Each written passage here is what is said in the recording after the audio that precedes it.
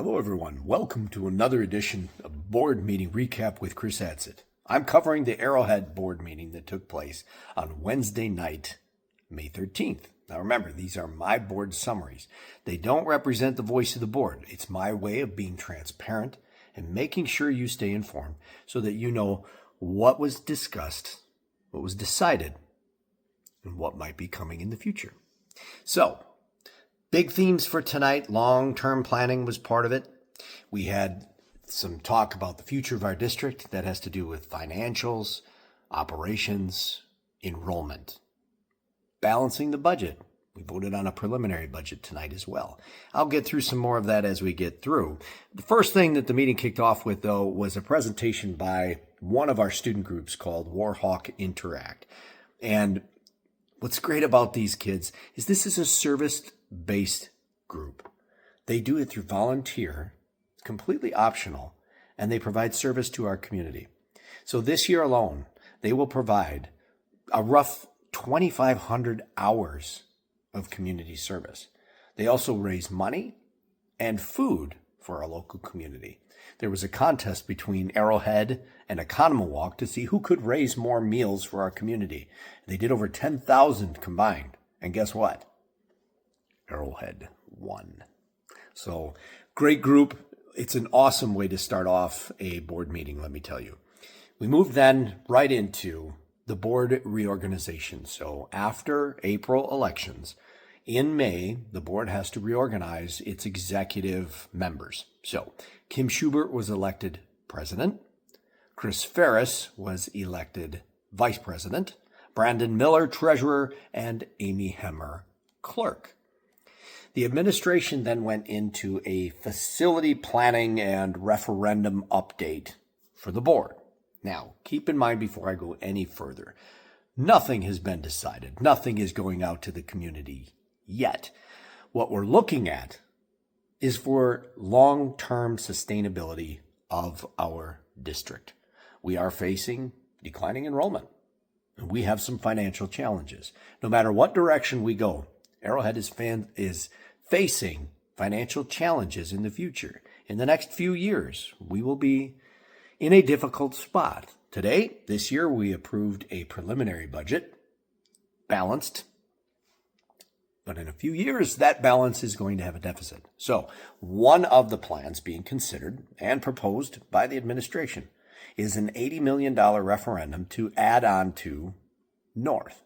If you're not familiar, we have two buildings in our campus, South and North, and neither are at capacity. So as a result, we have some waste. We have some duplication of services to the tunes of $750,000 to $1 million. This plan would put all students in one building and then remove that operational inefficiency. Now, the cost to me, to you, taxpayers, is roughly 54 cents per $1,000 of your home's assessed value. So what do I mean? If your house is worth $500,000, you take 500 times 54 cents and you're roughly at about $250. You double that if it's around $1 million. Now, nothing has been decided. Nothing is happening yet. In fact, you may even see a survey coming out in the near future where we show, here are a couple options. We'd like your feedback. As I mentioned, we approved a preliminary budget. We went through fees. So student fees, they're roughly the same as last year. A couple increases, a couple got removed. We did a staff handbook, staff compensation. We were able to give a slightly better than CPI pay hike to our teachers. Again, because we value our teachers. We're kid focused, but we know that the teachers are the one that are doing the work. So we try to make sure that we keep a really strong staff.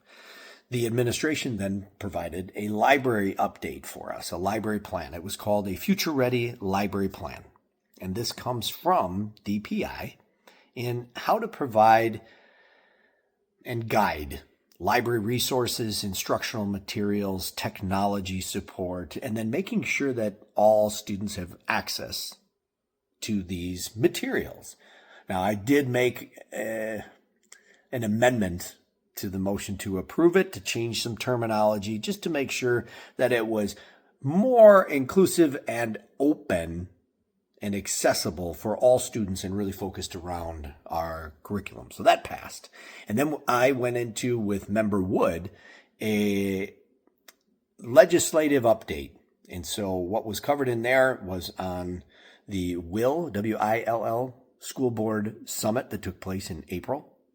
And Member Wood and myself provided an update and the common themes that were coming from there.